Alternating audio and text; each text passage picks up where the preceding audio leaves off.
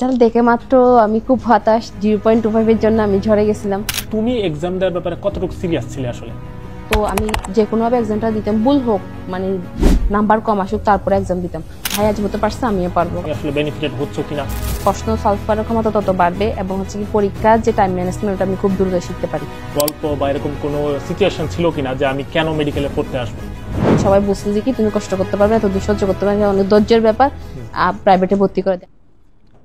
আসসালামু আলাইকুম সবাইকে, আমি ডাক্তার মাইনুল ইসলাম সফল, ঢাকা মেডিকেল কলেজ থেকে। আজকে একটা গুরুত্বপূর্ণ ভিডিও নিয়ে তোমাদের সাথে আমি আছি এবং আমার সাথে একজন স্পেশাল গেস্টও আছেন। তো স্পেশাল গেস্টের পরিচয়টা আমরা গেস্টের মুখ থেকেই শুনি। আসসালামু আলাইকুম, আমি সুমন সায়কান মারোয়া। এবার 24-25 সেশনে মেডিকেল ভর্তি পরীক্ষায় 33তম স্থান অর্জন করে ঢাকা মেডিকেল কলেজে পড়ার সুযোগ পেয়েছি, আলহামদুলিল্লাহ। মূলত এই সেশনের জন্য আমি বলবো যে কি আমার মেইন পরিচয় হচ্ছে কি আমি একজন সেকেন্ড টাইমার হিসেবে ঢাকা মেডিকেলের 33তম স্থান অধিকার করেছি, আলহামদুলিল্লাহ। ওকে, তার মানে তোমরা বুঝতেই পারছো যে এখানে যে সেশনটা হতে যাচ্ছে সেটা আসলে সেকেন্ড টাইমারদের, কারণ আমি নিজেও সেকেন্ড টাইমার ছিলাম, আবার আমার সাথে যে আছে সেও একজন সেকেন্ড টাইমার। আচ্ছা, তো সেকেন্ড টাইমের যে ব্যাপারটা, যে আমরা মেডিকেল প্রিপারেশন নেওয়ার সময় আমাদের আসলে ছায়া যেটা হয়, আমাদের সবারই একটা গল্প থাকে যে আমরা কি দেখে বা কিভাবে আমরা যে হচ্ছে মেডিকেলের প্রতি অ্যাট্রাক্টেড হলাম বা আমি চিন্তা করলাম যে আমি মেডিকেলেই পড়বো। তো তোমার ক্ষেত্রে এরকম কোনো গল্প বা এরকম কোনো সিচুয়েশন ছিল কিনা যে আমি কেন মেডিকেলে পড়তে আসবো? শুরু থেকে ভাই হচ্ছে কি আমার আর্মি অফিসারের দিকে খুব ঝুঁক ছিল, কিন্তু হচ্ছে কি পোশাক আশাকের কারণে আমি ওদিকে আর যাইনি।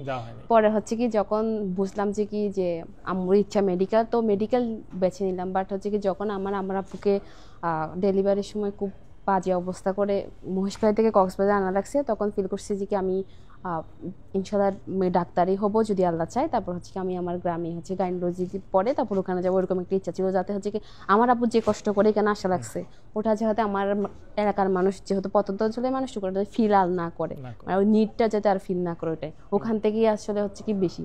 আর আমার আম্মুর ইচ্ছা ছিল অনেক আমি ডাক্তার হই এই দিক দিয়ে।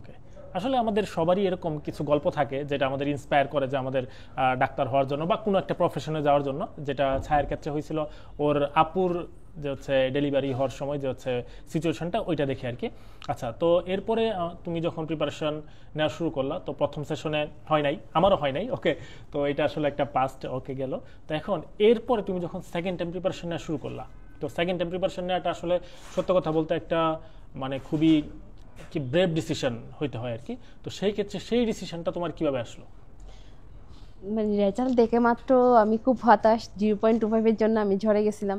তো কিন্তু এরপর আমি 5 মিনিটে মানে একদম নন স্টপ কান্না করছি। তারপর হচ্ছে কি সিদ্ধান্ত নিলাম যে কি যেহেতু একবার ঝরে পড়ছি, তার পেছনে আমি রিজনগুলো বুঝতে পারছিলাম, কারণ আমার নিজের একটু গাফিলতি আর হচ্ছে আমার অসুস্থতা। তো পরে ঠিক করলাম যে কি সেকেন্ড টাইম দিও, তো এর আগেও ভাইয়েরা ভালো রেজাল্ট করছে, আর যেমন আপনি ছিলেন উদাহরণ, আমার আপু আগে থেকেই বুঝছিল, আমার ভাই বুঝছিল। তো ওখান থেকে হচ্ছে কি সিদ্ধান্ত নিলাম যে তাহলে হচ্ছে কি আমিও পড়বো, ঠিক আছে। তাও এরপর নিজ থেকে সিদ্ধান্ত নিলাম, আমার মা বোন সবাই বুঝতে যে কি তুমি কষ্ট করতে পারবে, এতদিন সহ্য করতে পারবে, অনেক ধৈর্যের ব্যাপার। প্রাইভেটে ভর্তি করে দেয়। আমি বলছি যদি সুযোগ থাকে তাহলে একবার আগে সরকারি মেডিকেলের জন্য একবার ট্রাই করা উচিত আমার।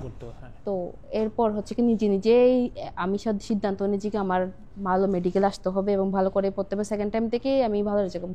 আমার এখানে একটা মেনশন দিতে চাই যে ভাই, আমি যখন ঢাকায় এসে পড়াটা শুরু করি তখন হচ্ছে কি আমি প্রথমেই রেছন অধ্যায়টা পড়া শুরু করছিলাম জুলজি দিয়ে। তো ওখানে আমি লিখছিলাম যদি একজন সেকেন্ড টাইমার থেকে ফার্স্ট হয় তাহলে কি হইতো।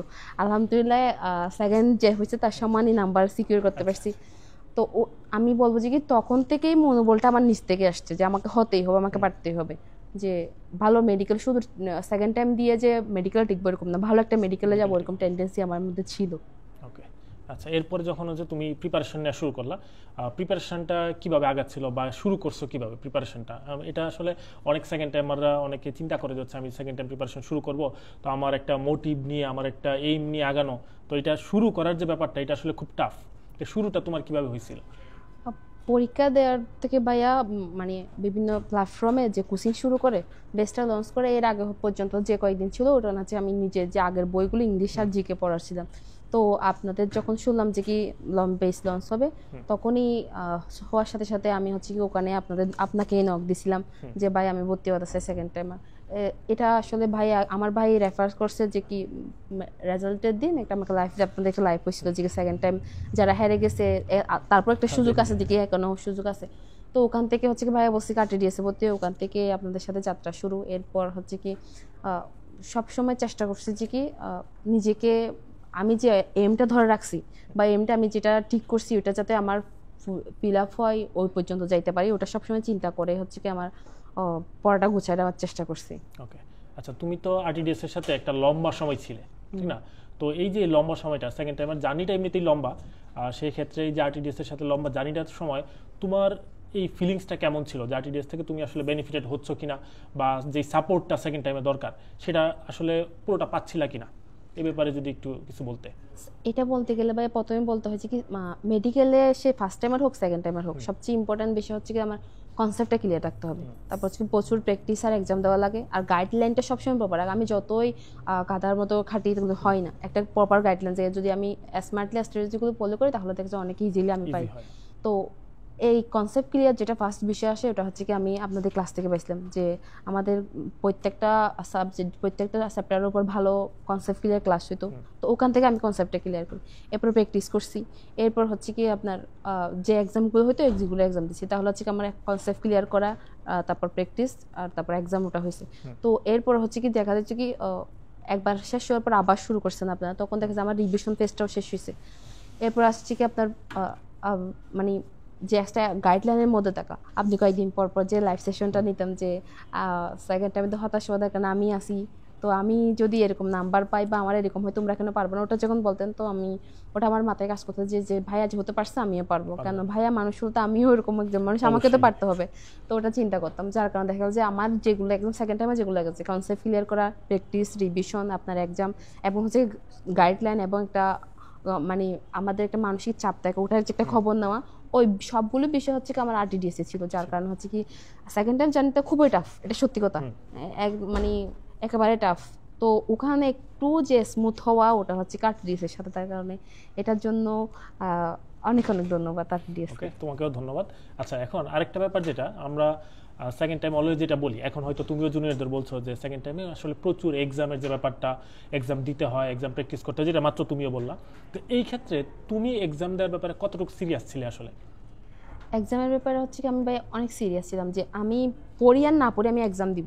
সবসময় তো বা শরীর ঠিক আছে বা পড়তে পারি এরকম না, কোনো একদিন মিস হইতো, তারপরে দেখলাম যে অন্তত আমি যদি ক্লাস না করতে পারি অন্তত পড়া শেষ না করলে আমি এক্সামটা দিয়ে দিব। তো আমি যে কোনোভাবে এক্সামটা দিতাম, ভুল হোক মানে নাম্বার কম আসুক তারপরে এক্সাম দিতাম। আর হচ্ছে কি এক্সাম দেওয়ার সময় এমন চিন্তা করতাম যে এটা আমার মেইন এক্সাম, সবসময় এটা মাথায় চিন্তা করতাম। আর হচ্ছে কি ভাইয়া এক্সামে যে ভুলগুলো হইতো ওইগুলো আমি কি করতাম, শুধু ওই অপশনটা না দেখে পুরো টপিকে গিয়ে ওই টপিকটা ক্লিয়ার করে, তাহলে দেখা যাচ্ছে আমার টপিকে আর ঘাটতি থাকে না। এবং হচ্ছে কি আমার এক্সাম এত দিছি, প্রথম দিকে আমি 400-500 করে এক্সাম দিতাম, তখন এত দ্রুত তাকাইতে পারতাম না, বাট অনেক প্র্যাকটিস করবো, অনেক এক্সাম দেওয়ার পর দেখা গেল যে আমি লাস্টে 2-3 মাস আমি ডেইলি 1000 করে, প্রথম 100টা এমসিকিউ এমনিতে ভরাট করতাম ঘন্টা ধরে, তারপর বাকিগুলো আমি জাস্ট ঘন্টায় 100টা এমসিকিউ 7 মিনিট 10 মিনিট এভাবে দেখাইছি। তো দেখা গেল যে আমি প্রচুর এমসিকিউ সলভ করছি। আমার জাস্ট আমার পরীক্ষার রেজাল্টের পরে আমি একটা ফেসবুকে ছবি দিছিলাম যে কি এতগুলো বাস হয়ে গেছিলো যে আমার অতগুলো প্রশ্ন আমি যতটুকু পারি আমি কালেক্ট করে হচ্ছে কি আমি পরীক্ষা দিছি, মানে মোটামুটি পরীক্ষার কোনো বিকল্প নেই। আমি যত পরীক্ষা দিব আমার নার্ভ সিস্টেমটা ততই স্ট্রং হবে, আমার প্রশ্ন সলভ করার ক্ষমতা তত বাড়বে, এবং হচ্ছে কি পরীক্ষার যে টাইম ম্যানেজমেন্ট আমি খুব দ্রুত শিখতে পারি। ওকে, আচ্ছা আমার মনে হয় যারা এই ভিডিওটা দেখছে তারা আসলে এটা থেকে একটা খুব ভালো আইডিয়া পাবে যে আসলে যে সেকেন্ড টাইম জার্নিতে মানে পরীক্ষার উপর আসলে কতটুকু ইম্পর্টেন্স দেওয়া উচিত। আচ্ছা এই ব্যাপারে আমি জাস্ট হচ্ছে তোমার একটা অনেস্ট রিভিউ চাচ্ছি, সেটা হচ্ছে আরটিডিএস এর যখন তুমি পরীক্ষা দিচ্ছিলে তো ওইটার যে পরীক্ষার যে ব্যাপারটা, যে আমাদের পরীক্ষার প্রশ্নের মানগুলো তোমার কি মনে হয়েছে যে এরকম যে আমার এটা দিয়ে ওকে প্রশ্নগুলো আমার স্ট্যান্ডার্ড হচ্ছে, বা কোনো কোনো সময় মনে হচ্ছে না এটা তো একেবারে ফালতু কোয়েশ্চেন? তোমার এই ব্যাপারে তোমার জাস্ট হচ্ছে রিভিউটা আমি জানতে চাচ্ছি একটু। না ভাইয়া, পরীক্ষা সবসময় আমি আগেও বলছি পরীক্ষা সবসময় আরটিডিএস এর প্রতি বসা ছিল যে কি শুরু থেকে হচ্ছে কি এক্সাক্ট ডিএমসিএনদের সাথে শুরু, ওটা থেকেও তো বর্ষা ছিল, এরপর হচ্ছে কি প্রশ্ন সবসময় স্ট্যান্ডার্ড ছিল।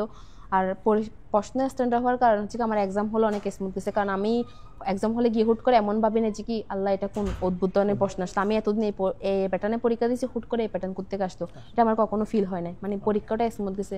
এখান থেকেই আমি পরীক্ষার হলে এক্সপিরিয়েন্স থেকেই বলতে পারি যে পরীক্ষার প্রশ্নগুলো স্ট্যান্ডার্ড ছিল। লাইনে আমি যতটুকু সার্ভিস পাইছি এটা নিয়ে আমি আলহামদুলিল্লাহ খুব স্যাটিসফাইড। এবং হচ্ছে কি আমি মনে করি যে ওরা যদি নিজেরা অনেস্ট থাকে তাহলে হচ্ছে কি এক্সট্রা অর্ডিনারি একটা রেজাল্ট হবে।